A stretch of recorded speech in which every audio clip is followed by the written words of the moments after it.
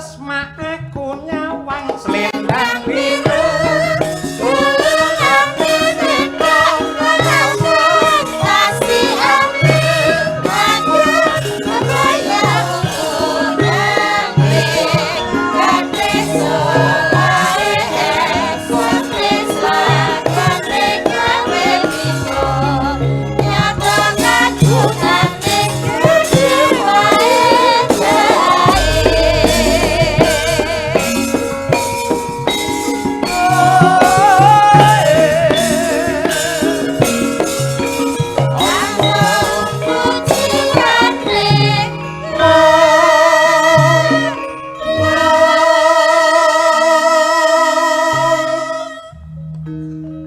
Monggo Mbak Tri Hastuti Tirnawati.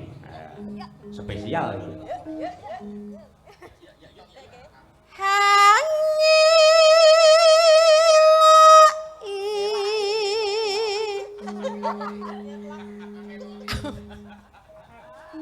Baleni nalo. Senengane dibalen-baleni. 2 kali aja. Coba kaya apa?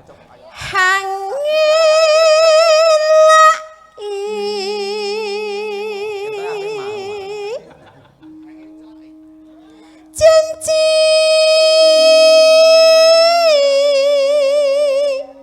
Halah selendang biru. halah selendang biru. Selendang Selendang. Dan sing kok pacing. Biru among ngenai hati.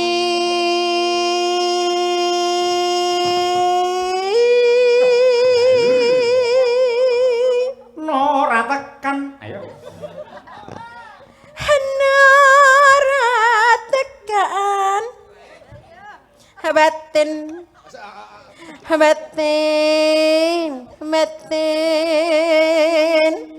setiamu.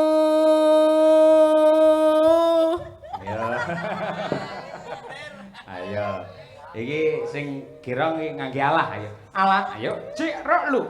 Alah selendang biru. Malah kaya Jamil. Alah. Ayo sekali lagi Mbak Tuti. Tetapan janjimu selendang biru.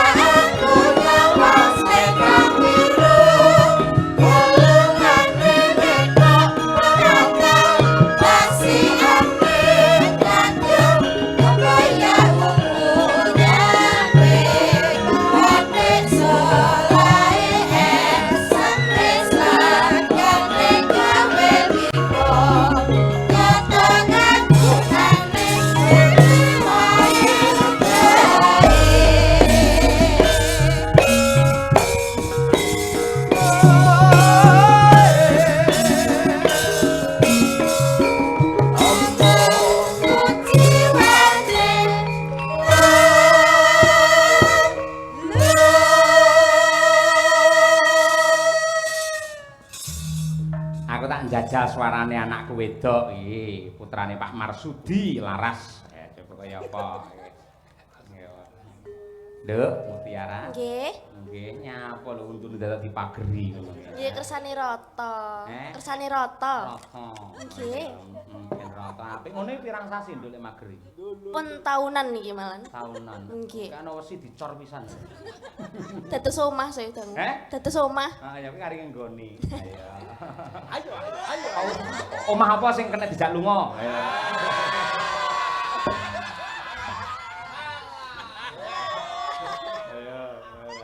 Mutiara. Piye merasakan panggung perdana di Madangkara? Nggih, remen sangat, Pak. Remen, Saged nggih. nderek ajar enten mriki. Nggih, syukur. Sampean semester pinten?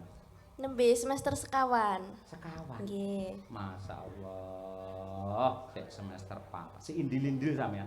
Nggih, indil-indil. Nek Mbak Tuti wis ondol-ondol kaya jan. Nggih wis senior maksude. Ya. Engko aja nganti ngrasani ya, malah melu buka sih bayarane semene. Boten. Aja ya. Boten. Kita lek kurang ngono ndang Bu, tambah Bu ngono kuwi. Nggih mesti nyuwun nek kira. Nyuwun ya. Nggih. Iya, syukur. Kose teng pundi? Kenapa kok tenglet kos? Sapa ngerti pas Bu Kesi lagi sibuk ngurusi Wisma Rangkung kok anu Pak Cahyo sampean sing golek sinden aku iso berkunjung ke tempatmu ngono. Ya kentingan kok mburi kampus, apa ngoresan bulon.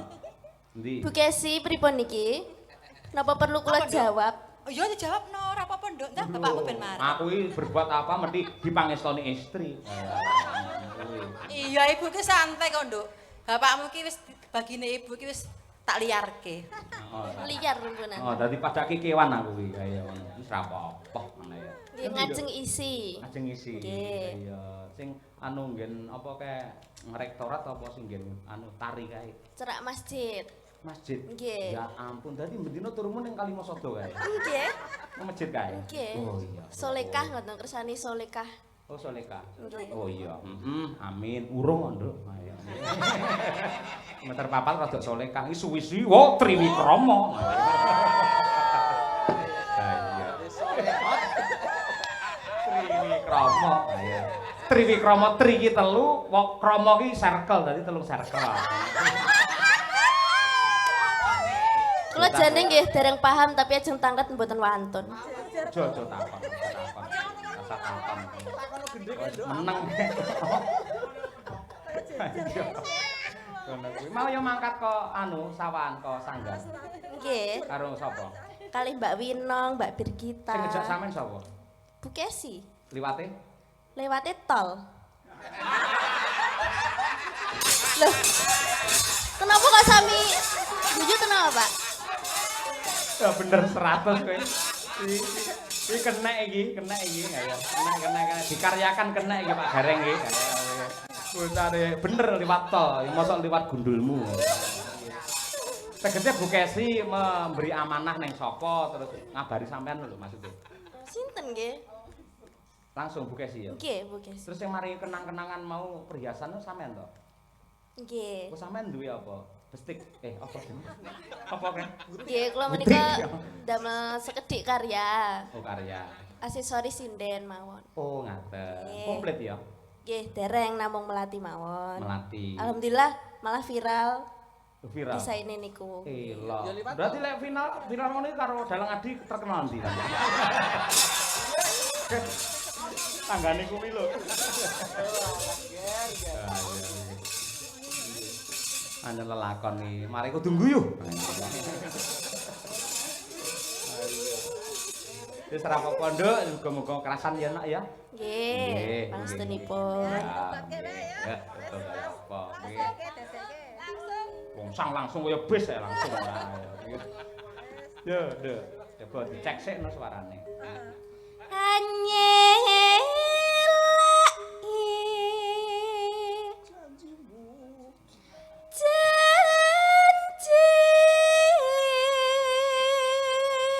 Tuh mentale wis dadi. Biasane lek rombongan anyar ngene iki ngelaki janji.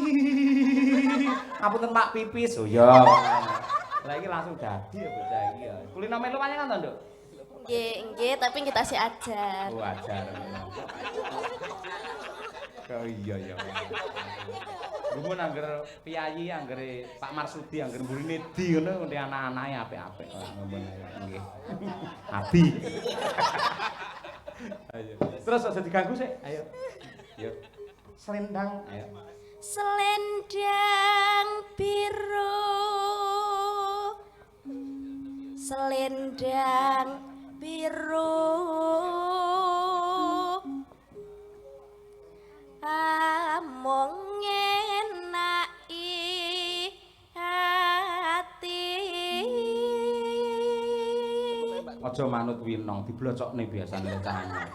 Amung to biasane dhek kleru ngambung ki malahan kok. Amung sing bener. No ratakan batin. Naratakan batin setiamu. Mbak Tuti dhewe, ayo. Lun, ya suara gede. Ayo. Kenapa harus saya toh Pak Yoyo? Kenapa harus saya Walid? Kan ada yang lain toh Pak Yoyo. Ora pokoke lek ora kowe aku moh aku. Wis pokoke kacek 1.000 lek ora kowe moh aku. Mas Dar, jangan begitu. Tintingin dulu. Suwi ora nyeluk Mas Dar. Mas Dar yang enak Mas Dar. Posisinya. Iya kalau gendar itu posisinya harus enak dipandang dan rapi gitu loh. Ngono bojone apa betah ya. Kok aku mesti aku kuru langsung ana. Nika sing kita ngomong ngampet tok. Ah ya mulo ngopeni pitik doro. Yo. Selendang. Gede. Ajare seneng kamu gede. Tapi kalau saya besar suara saya nanti gimana gitu kalau Alah pagi. itu, mau ya suara cilik padha ae gimana kok ya. Gorokan saya tuh masih sempit Pak Yoyo. Iya sempit marah. Alah. Ayo gede.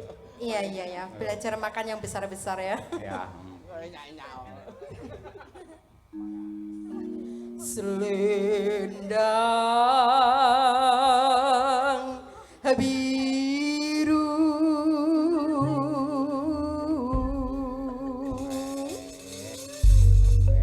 ternyata enak yang besar Pak Yoyo.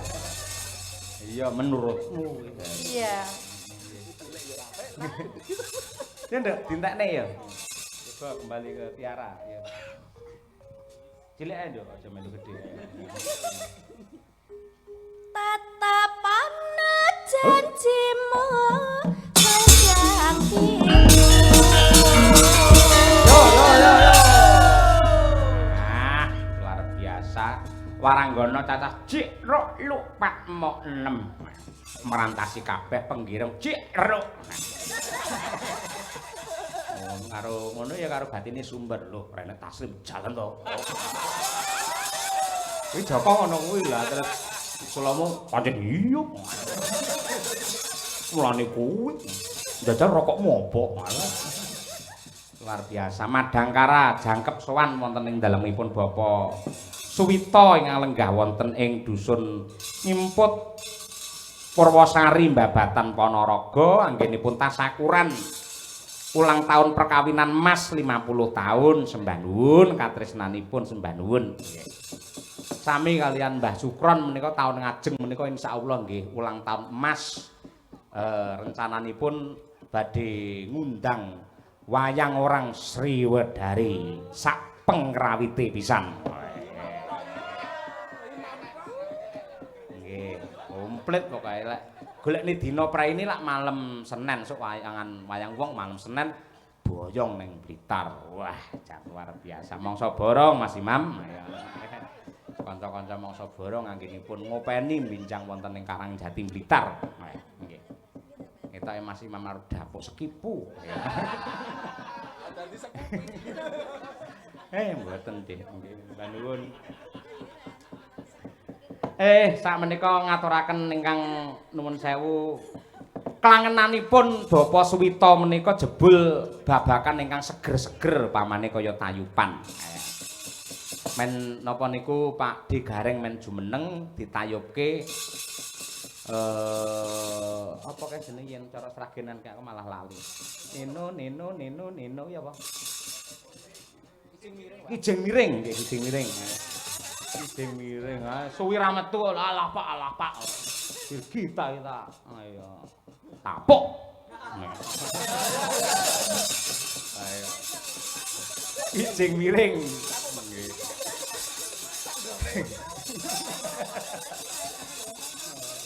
Ayo, kijing miring. Monggo Mas Teguh Palur, monggo men jumeneng. Pak Gareng. Nggih, nggo.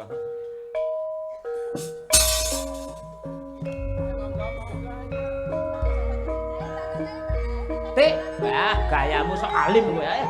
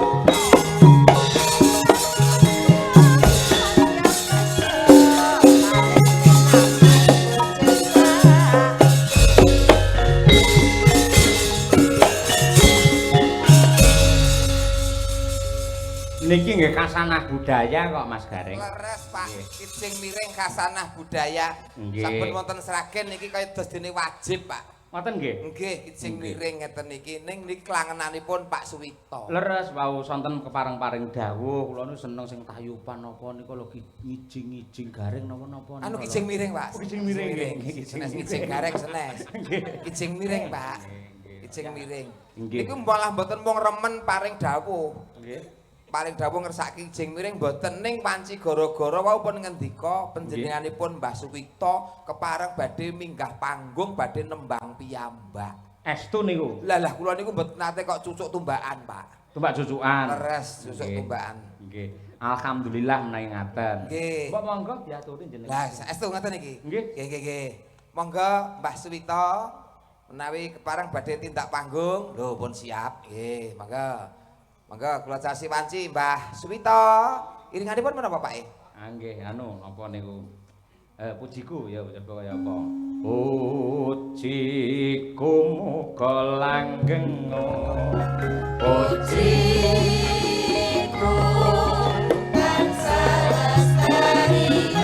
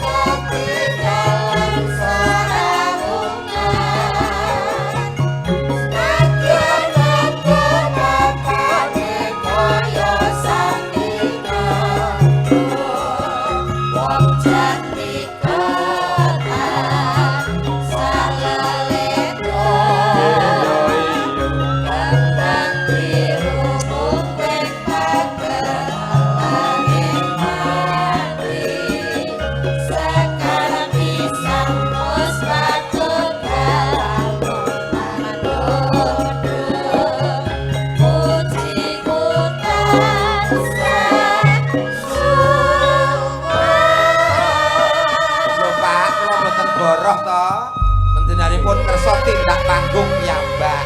Nggih. Pancen Pak. piyai budaya ngeten iki ya, Pak. Nggih, Pak, ngertos ngoten wau sonten nggih limbukan kula aturi. Estu kula mboten ngertos. Nyuwun duka ingkang kathah, Pak. Njing limbukan jenengan kula aturi minggah. Nggih, nggih. Nanggap melih mangke. Sesasi melih, Pak, sesasi melih. Nggih, nggih, nggih. Sugeng enjing, Bapak. Nggih, ngagem mik. Nggih. Nggih. Niki pun mungel lah, Pak. Nek mboten mungel jenengan unek-unek nggih. Pun niki. Nggih. Sugeng enjing, Pak Suwito. Nggih. Mugi pinaringan sehat. Pangestunipun. Ramune apa ya? Layu. Kersane muni ya. Nggih pun ya. Enggak kuwi. Tenang. Jenengan menang nanggap mboten napa-napa. Niki langsung dituku kabeh mboten napa-napa. Nah, iya. Nggih, matur sembah nuwun. Lah. Saking keparingipun paring wekdal dhateng kawula. Niki kula kenteng napa niki? Lho. Nembang. Nggih. Nyuwun pangapunten kula niku remen dhateng gending, Nggih. remen dhateng ringgit. Ning mboten saged napa-napa. Nek lak saged bayar. Saged. Lah nggih. Yes, Langsung mawon, Pak. Langsung mawon. Ning Ini saged kangge contoh, Pak. Leres. Tegese wong tresno iki ora kudu dadak ngumbar swara aku cinta wayang, ayo kita lestarikan wayang. Ning meneng anteng kaya beliau Bapak ngerti-ngerti nanggap.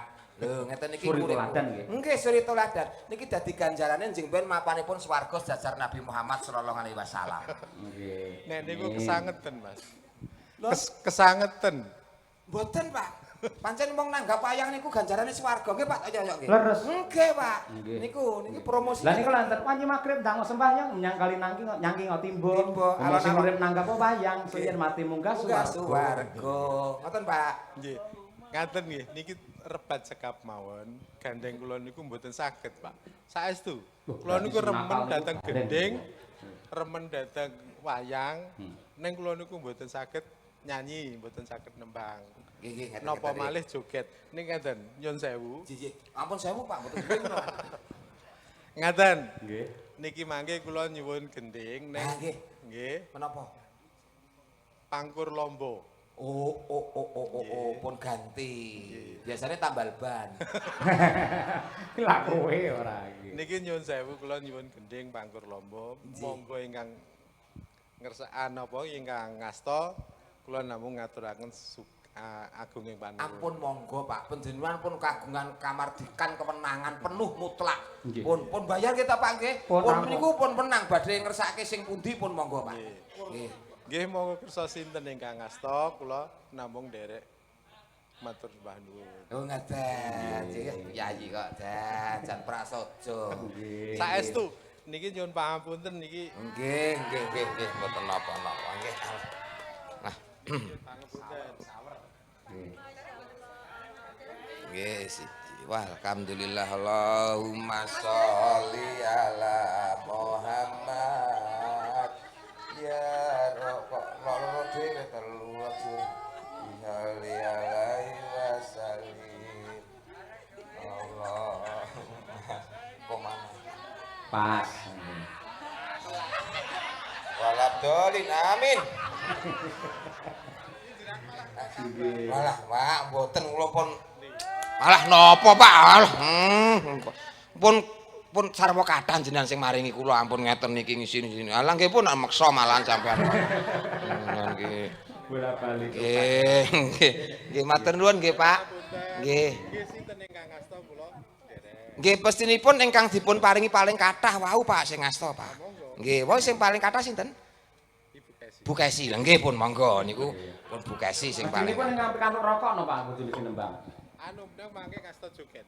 Oh joget, oh nggih bijaksana. Pakut lombok iki joget. Kalau iso, enake bare kok. Ayo. Coba. Mbak, matur nuwun, Mbak.